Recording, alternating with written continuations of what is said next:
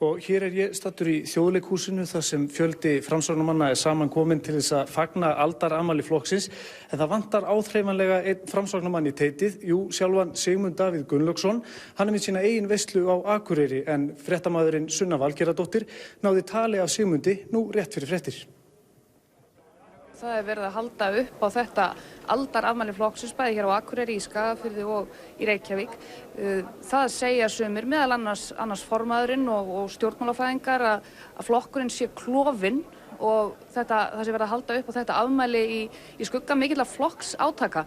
Tekur þú einhverja ábyrgð á því?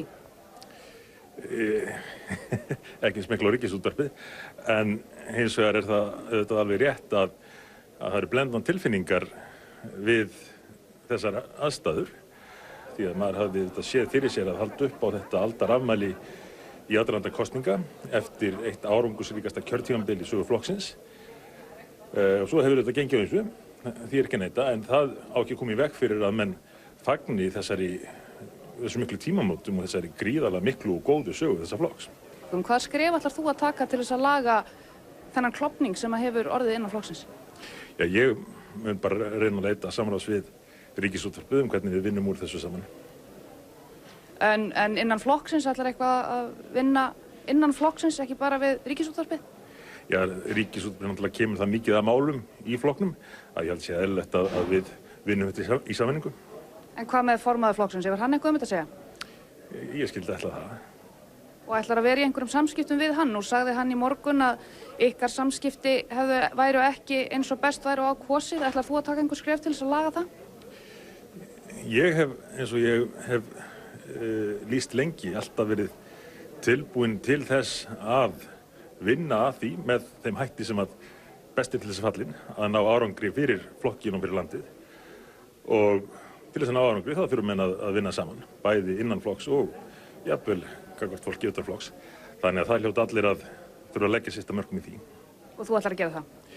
Ég hef alltaf verið reiðubúinn til þess, já.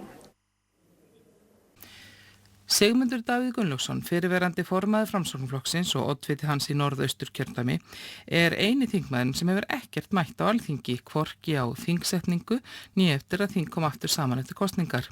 Sigmundur Davíð kveðst engu að síður hafa fylgst með þingfundum eins og aðrir þingmenn, Ægir Þór Eysteinsson. Samkvæmt vef Alþingis Sigmundur Davíð eini þingmaðurinn sem hefur ekki tekið þátt í neinum atkvæðagreiðslum eða öðrum þingstörfum frá því að Alþingi kom aftur saman eftir kosningar 29. október síðastliðinn. Þá það fyrir utan Ólöfu Nordal, þingmann Sjálfstæðisflokks og starfandi innanríkisráðherra, sem kallaðinn varamann á fyrsta degi vegna veikinda. Ólöf mætti þó við þingsetningu þann 7. desember. Sunna Valgerðardóttir, fréttamaður RÚV á Norðurlandi, spurði Sigmund Davíð út í fjarvistir hans á þingi í veislu sem hann hélt á Akureyri í gær vegna aldarafmælis Framsóknarflokksins. Þá hafði hann áður sagt í sama viðtali að Ríkisútvarpið beri mikla ábyrgð á innanflokksátökum flokksins. Alþingi kom saman, þú ert oddviti Framsóknarmanna í Norðausturkjördæmi, Alþingi kom saman 7. desember, þú hefur ekkert mætt í vinnuna, hvers vegna ekki? Sko, þessi viðtöl eiga öll að vera svona á þessum nótum. Á 100 ára afmæli flokksins líka. Síðast baðstum að veita þér viðtal á ákveðnum forsendum og það gekk ekki alveg eftir.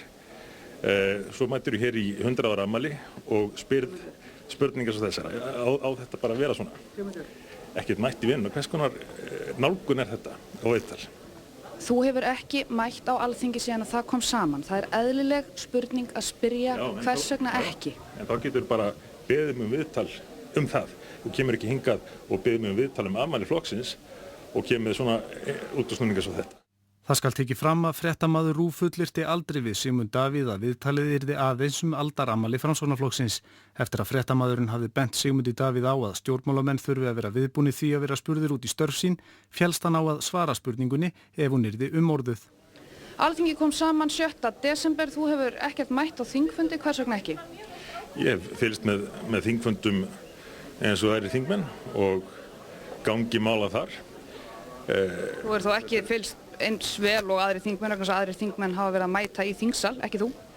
Voðaleg reiði þetta í Ríkisútvarpinu og sérstaklega þér í minn garð. Ég hef fylgst með umræðum í þinginu og störfunum þar eins og aðrir þingmenn. Segjum þetta gott.